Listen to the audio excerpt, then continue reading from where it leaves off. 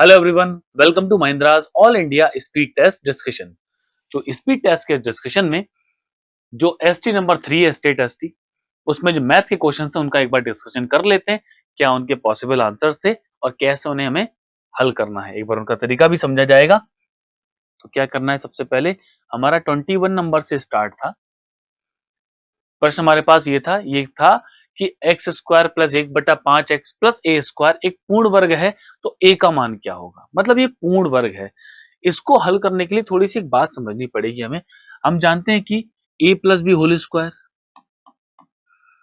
इसकी सहायता से इसको हल किया जाएगा। A square plus 2ab plus b square, कुछ अगर ऐसा दिखने लगे तब हम ए स्क्वायर का मान बता पाएंगे। मतलब ये सब समीकरण है, इसकी मदद से हल करेंगे। तो उसके लिए करना क्या, तो ये जो व्यंजक हमें दे रखा है इसको नोट करें जरा। X square plus 1/5x plus a square. अच्छा, ए स्क्वायर वाला जगह भी हम लोग खाली छोड़ देते हैं। ठीक, अब देखो भाई क्या करना है। ये जो है संख्या, इसमें 2 से गुणा कर दो और 2 से भाग कर दो, तो ये ए स्क्वायर और ये 2ab लिख गया। 2ab में b कौन है, 5 गुणा 2 यानी कि 10। तो अगली वाली जो संख्या होगी वो बी स्क्वायर लिखेंगे तो क्या हो जाएगा बच्चों, 1/10 का स्क्वायर। ठीक, तो बी स्क्वायर जो हमारा 1/10 का स्क्वायर बन जाएगा। अब जो हम तुलना करेंगे अपने फार्मूले से, फिलहाल यहां पर तो बी स्क्वायर मतलब इस ए स्क्वायर की जगह, तो हम बोलेंगे ए स्क्वायर बराबर 1/10 का स्क्वायर। ठीक, तो ए बराबर कितना आ जाएगा, 1/10 बन जाएगा हमारा इसका उत्तर। ठीक, अगला सवाल देखते हैं। एक त्रिभुज है जिसके कोणों का अनुपात दे रखा है 2, 3 और 7। तो सबसे छोटा वाला कोण क्या होगा, हमें ये बताना है।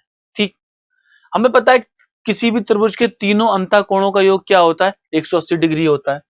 मतलब कि 2, 3 और 7 को जोड़ें तो कुल कितना हो गया, 12। जबकि होना कितना चाहिए, 180 डिग्री। तो एक का मान हम जानते हैं 15 12 में 180 डिग्री होता है, मतलब 15 हो जाएगा, 15 की डिग्री बनेगा। सबसे छोटा कोण, जो सबसे छोटी संख्या है वही सबसे छोटा कोण बनेगा। मतलब कि सबसे छोटा कोण 2 का मान पूछा गया है, तो 15 डिग्री का 2 गुना कर देंगे तो यहां से हमारा उत्तर आ जाएगा आपका 30 डिग्री और ऑप्शन संख्या ए बन जाएगा। चलिए आगे बढ़ते हैं। एक शंक्वाकार तंबू के आधार की त्रिज्या 12 मीटर है और वो 9 मीटर ऊंचा है। ठीक, तो एक शंकु बना लेते हैं इसी तरह से।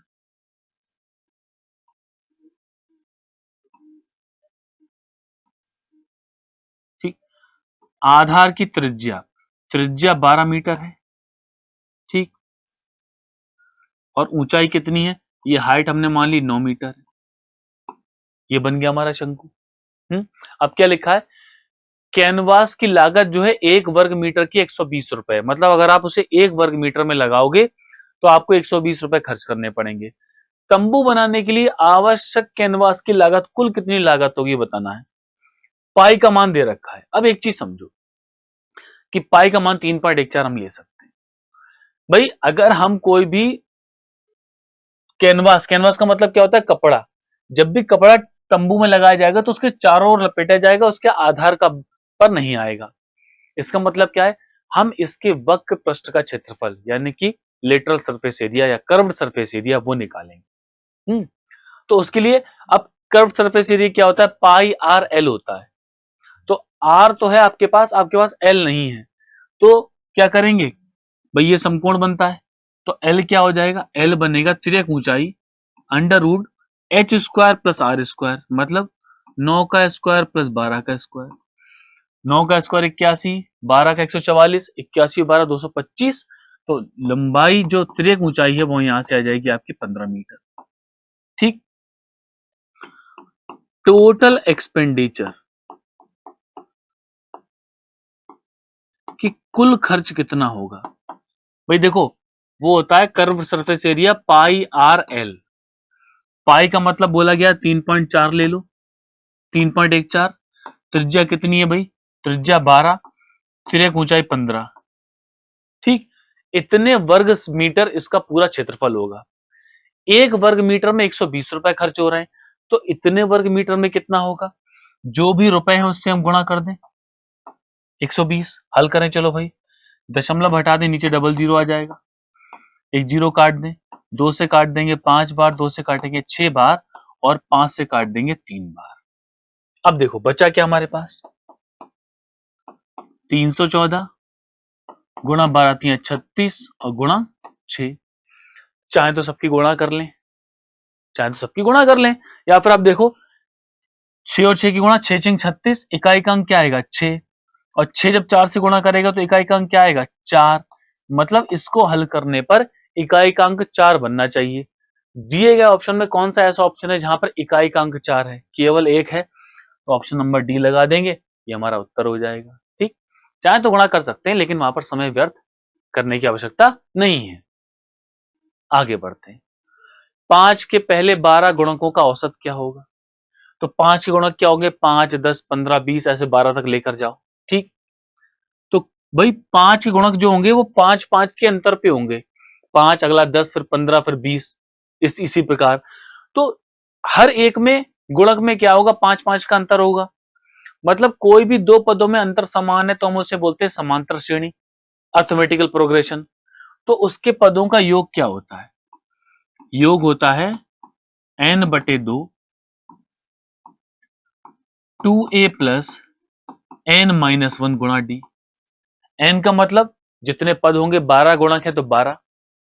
a का मतलब प्रथम पद, भाई 5 के गुणक हैं तो कैसे स्टार्ट होंगे? 5 10 15 और इसी प्रकार तक 12 पदों तक लिखे जाएंगे।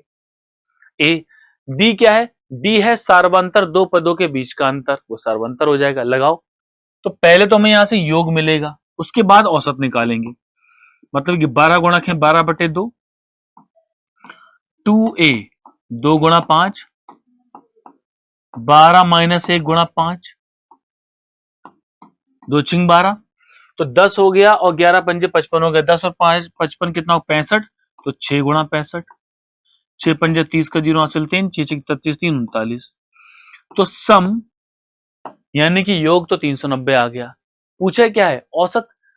ये तो आंकड़ों का योग है, आंकड़ों की संख्या कितनी होगी? 12 पद, भाग कर दो तो आपको एवरेज मिल जाएगा, उत्तर आ जाएगा हमारा एवरेज।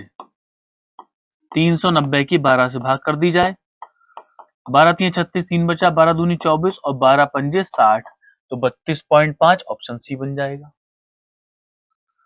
अगला आंकड़े विश्लेषण डीआई पे सवाल था। ठीक, उसमें क्या था? कुल छात्र हमारे पास दे रखे हैं 1800, और A B C D E F कुछ कॉलेज हैं जिनमें छात्रों का प्रतिशत हमारे पास है, और लड़के और लड़कियों का अनुपात हमारे पास। इसके आधार पर कुछ प्रश्न है। पहला प्रश्न क्या था? कॉलेज डी ई और एफ में मिलाकर लड़कियों की संख्या कॉलेज के कुल छात्रों का कितना प्रतिशत है? तो हमें अलग अलग कॉलेज डी ई और एफ में लड़कियों की संख्या निकालनी पड़ेगी। तो कैसे निकलेगी? देखो भाई, पहले डी की बात करें, तो डी कॉलेज को जब हम देखते हैं तो आंकड़े बोलते हैं इसके जो छात्रों का प्रतिशत है वो है 22%, और कुल छात्र कितने? 1800। मतलब डी में अगर छात्र निकालोगे, ठीक है, तो टोटल 22% निकालना पड़ेगा 1800 का। तो 18 दूनी 36 और 18 दूनी 36 396। अब यहां पर बॉयज और गर्ल्स, लड़के और लड़कियों का अनुपात कितना है? कितना भाई डी में? 6:5। तो 6:5 लिख दिया, टोटल हो गया 11। 11 नहीं है, 396 है, तो एक का मान 36 के बराबर। अगर लड़कियों की संख्या चाहिए, जी का मान चाहिए, तो 5 का मान निकालो, 36 गुणा 5 यानी कि 180।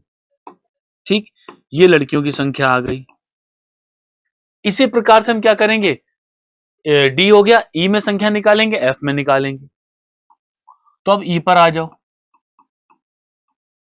ई में अगर हम देखते हैं तो भाई ई रहा ये 10% है, कुल कितने छात्र हैं? 1800, तो टोटल कितना हो जाएगा? 10% ऑफ 1800, 1800 का 10% यानी कि 180। यहां पर लड़के और लड़कियों का अनुपात कितना है? अगर हम चार्ट को देखें तो अनुपात देता है ये 2:3। तो 2:3, टोटल तो हो गया 5, और 5 की जगह 180, तो एक का मान भाग कर दो 36। तो जी फॉर गर्ल्स कितनी हो जाएंगी? 3 गुणा 36। तो लड़कियां यहां से कितनी आ गई? 108। ठीक। और इसी प्रकार से हम एफ की लड़कियां भी कैलकुलेट कर लें। एफ में संख्या कैसे आएगी? तो पहले तो टोटल देखो भाई कितना है, प्रतिशत कितना है भाई? 16%, यानी 1800 का 16%, 16% ऑफ 1800। 18 6 108 और 10 288। लड़के और लड़कियों का अनुपात कितना है? 9:7। टोटल तो हो गया 16। 16 का मान 288 के बराबर। तो एक का मान 16 एकम 16, बचेगा हमारे पास 16 8 128। तो लड़कियों की संख्या कितनी हो जाएगी?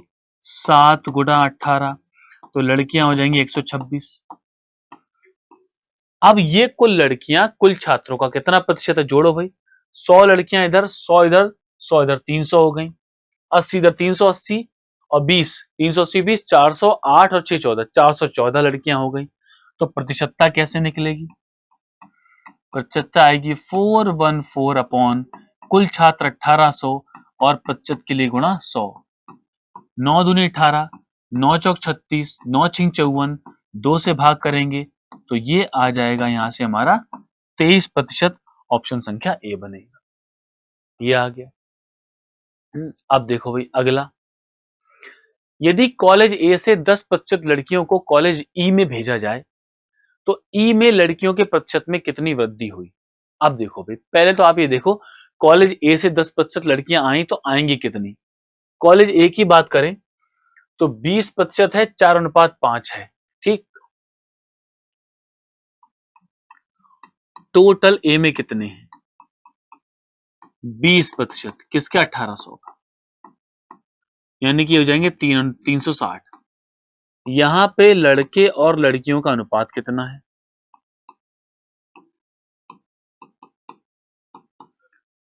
कितना था अनुपात भाई? देख लें जरा एक बार।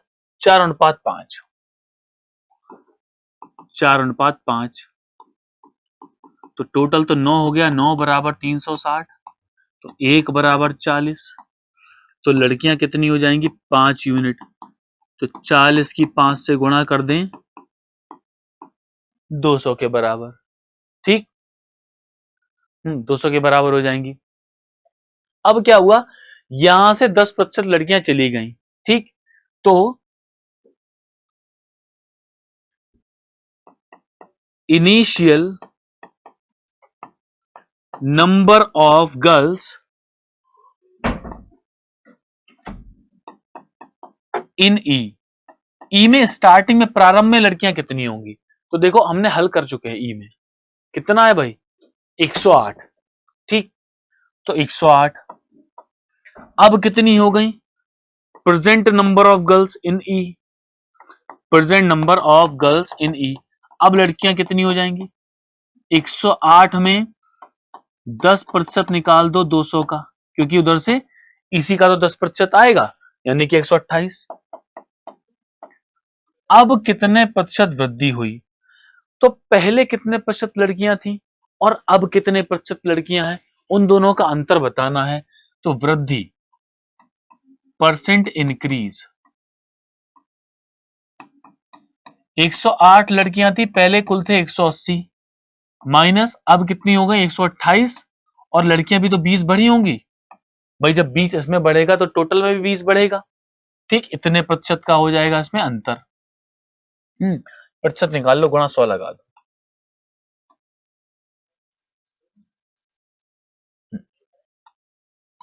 क्या होगा? पहले थे 108 लेकिन कुल लड़कियां 180, गुणा 100 माइनस, अब 20 बढ़ गई तो 128 हो गई, लेकिन इधर भी 200 गुणा 100। तो भाई होगा क्या? 18 धाम 180, 18 छः 108, और 10 से काटेंगे 10 बार, तो ये तो हो जाएगा आपका 60%, माइनस ये 2 बार काटेंगे तो कितना हो जाएगा? 64%। ठीक। भाई वृद्धि है ना, तो अंतर लगा लें, फिलहाल 4% वृद्धि हो जाएगी, 4% की हमारे पास वृद्धि हो जाएगी। यहाँ पर अंतर लगा लें क्योंकि वृद्धि हुई है, वैसे तो ज्यादा में से कम माइनस करेंगे, अंतर का चिन्ह लगा लेते हैं तो मतलब जो ज्यादा होगा वो माइनस कर लिया जाएगा, ये इसका उत्तर आ जाएगा। अगला सवाल, इनका लासा बताना है। जब कभी भी संख्याएं दशमलव में हो तो यहाँ दशमलव के बाद दो संख्याएं, यहाँ पर एक है, यहाँ पर दो है, तो क्या करूं, सभी में मल्टीप्लाई बाय 100 कर दो, मल्टीप्लाइड विद 100। 100 से क्या करेंगे, 100 से पूरे में गुणा कर दें, तो क्या होगा भाई, ये 63 बन जाएगा, ये आपका 1050 बन जाएगा, ये आपका 210 बन जाएगा, ऊपर वाला 420 हो जाएगा। इनका लासा निकाल लें, लासा निकालने के बाद में 100 से भाग कर देना तो हमें सही लासा मिल जाएगा। लासा या तो हम इसके अभाज्य गुणनखंड विधि लगाएं या फिर जो सबसे बड़ी संख्या उसका पहाड़ा पढ़ें, 1050 एकम 1050, जो 1050 पढ़कर आया पहाड़ा वो सबसे विभाजित होना चाहिए। 63 से विभाजित होगा क्या, अगर हम भाग करके देखें। अच्छा एक और चीज है, 1050 है, सबसे भाग होना चाहिए, तो 420 से भाग करके देख लो, ये विषम ये सम काम नहीं बनेगा, आगे बढ़ जाओ। 1050 दूनी कितना हो जाएगा, 2100, 2100 को अगर किसी भी एक से जल्दी जल्दी भाग करके देखा जाएगा तो 21 तिया 63, 21 एकम 100, ये 100/3 दे रहा है। ऐसे ही 1000 तिया 3150 होगा, 3150 भी आपका 420 से नहीं कटेगा। ऐसे का पहाड़ा पढ़ते हुए जब आप जाओगे तब 1000 की 50 के 6 से गुणा करोगे, तो 1050 गुणा 6, तो मिलेगा आपको कितना, 6300, सबसे कटता हुआ चला जाएगा। ठीक है, 6300 सभी से कटता हुआ चला जाएगा। ठीक, जैसे हम अगर बात करें 6300 को 420 से भाग करके देख लें, कोई भी एक दो में चेक करके देख लें, 21 दूनी 42, 21 तिया 63, 2 से कट जाएगा। ठीक, 6300 इनका लासा हुआ और हमने क्या करा, 100 से गुणा कर दी थी, 100 से भाग की थी, सॉरी गुणा किया था ऊपर वाले दशमलव हटाने के लिए, तो क्या करेंगे, 6300 को 100 से भाग कर दें तो उत्तर हमारा कितना आ जाएगा, 63 आ जाएगा, ऑप्शन संख्या ए बन जाएगा। अगला सवाल, एक वस्तु को 30% लाभ पर 1040 में बेचा गया, मतलब ये तो 130% का मान है, तो 1% का मान 13/104, 80 के बराबर, तो यहां से 100% का मान निकाल लें तो 80 गुणा 100, तो बच्चों यहां से ये हो जाएगा 800, 13/80 104, 8000 हो रहा है क्या, हाँ, एक मिनट, अच्छा 0 कट जाएगा तो 1% का मान, ये 0 भी कटेगा तो 8 के बराबर आएगा, 8 के बराबर, तो हमारे पास मूल्य कितना हो जाएगा, 800 हो जाएगा। अब क्वेश्चन ने क्या बोला, हमने इसको निकाला क्यों, वस्तु को 880 में बेचा जाए तो लाभ क्या होगा, मतलब विक्रय मूल्य अगर दूसरी स्थिति में रुपए 880 कर दिया जाए तो 80 का लाभ हो गया, तो उसका प्रतिशत क्या होगा, 80 का लाभ यदि 800 पर मिलेगा तो 100 से गुणा कर दी जाए, ये 8 बार भाग होगा, तो ये आ जाएगा आपका उत्तर 10%। और कौन सा होगा 10%, 10% प्रॉफिट होगा, लाभ होगा 10%।